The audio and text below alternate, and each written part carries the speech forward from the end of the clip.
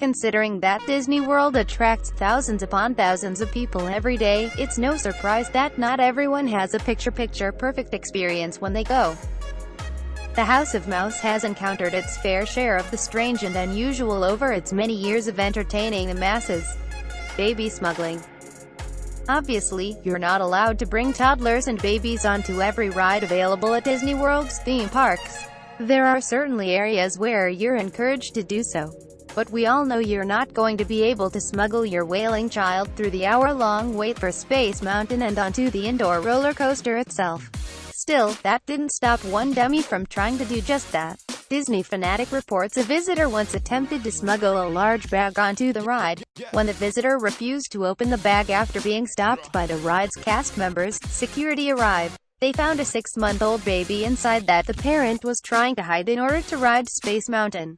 Encounters like this are much more frequent than you realize, as parents oftentimes don't bring someone who could watch their children who are too small to ride certain attractions. Dumbo throws up in front of everyone. The biggest rule at Disney World for its characters is that they can never take off their heads in public on threat of being immediately fired. So, that means there's a lot of suffering inside those heads on hot days. The extreme heat and lack of air can put a Mickey or two down for the count, and according to the book Inside the Mouse, it happens every summer.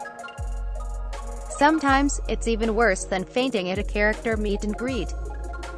One cast member described a moment where he played Dumbo in a parade. It was an awful day, he felt sick, and knew he was going to vomit.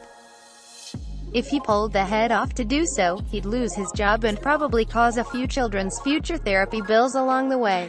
So, he threw up right in the head. Monorail fire. The monorail always seemed like the future of transportation. It looks kind of weird and vaguely spaceship-ish, plus the fact it rides on one rail makes it mysteriously cooler than those boring two-rail trains. But there's a reason this train system is better suited for Shelbyville than anywhere else in the country, like when you have to climb down 30 feet to escape a fire in the car. In 1985, a monorail car tire went flat, and the friction caused the car to ignite. Approximately 240 people were on the 6 cars, and they all quickly found that exiting a monorail mid-journey is not an easy task. The cars are situated on concrete beams 30 feet high. Since most people didn't want to try their luck with a 3-story fall, passengers had to climb on top of the cars to avoid smoke inhalation and possibly burning to death. A snake attack kills a grandma. And now for the dark side of weird Disney stories. CBS News reported that in early 2016 at Disney World's Animal Kingdom Park, an unfortunate death occurred when a wild snake that was not part of any of the zoo-like attractions fell from a tree and bit a young boy. The boy is just fine, since the snake is non-venomous. Unfortunately, the boy's grandmother was watching the whole ordeal and went into cardiac arrest from the surprise. Park medics treated the boy with a bandage, but Grandma unfortunately didn't make it. The family, of course, sued Disney World, as the snake was a local Florida serpent that somehow made it into the safari-like resort. A loaded gun on the dinosaur ride. Guns in a theme park normally do not a real fun story make, but no one got hurt in any way, so feel free to laugh at it. A grandma and her grandson were riding the dinosaur ride, themed to the oh-so-forgettable dinosaur movie, when she realized there was something at the floor of her ride car. It wasn't a big deal, just a fully loaded gun. The woman immediately gave the gun to an attendant, and soon the police were called. They found the gun's owner, Angelo Lista, who seemed pretty chill about the whole thing. He claimed he didn't know you couldn't bring loaded guns into a children's theme park. Sure, security searched bags as you entered, but he thought that was only to find bombs and such. People like that are why shampoo bottles have instructions telling you not to eat the shampoo.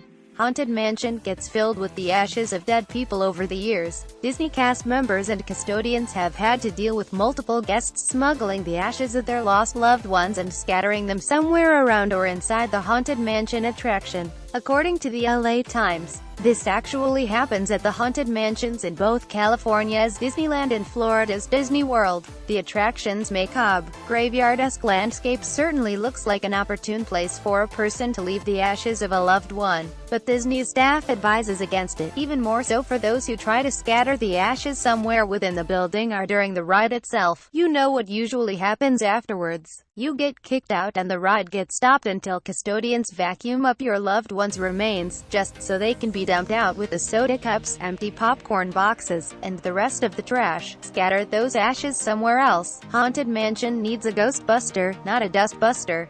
Tarzan actually saved a child. Usually when Disney World casts an actor to play one of their favorite heroes, they usually don't insist on them actually saving a life on Disney property to keep their job. But a certain Tarzan decided to go above and beyond. In his memoir Cast Member Confidential, Chris Mitchell wrote about a moment that seemed too perfect, even for the happiest place on earth. During a Magic Kingdom parade, a young boy accidentally fell into the lagoon by Tom Sawyer Island. The mother screamed in shock, and a few employees, including Mitchell, dove into the dirty water to save the child, with everyone hoping they weren't about to witness a tragedy.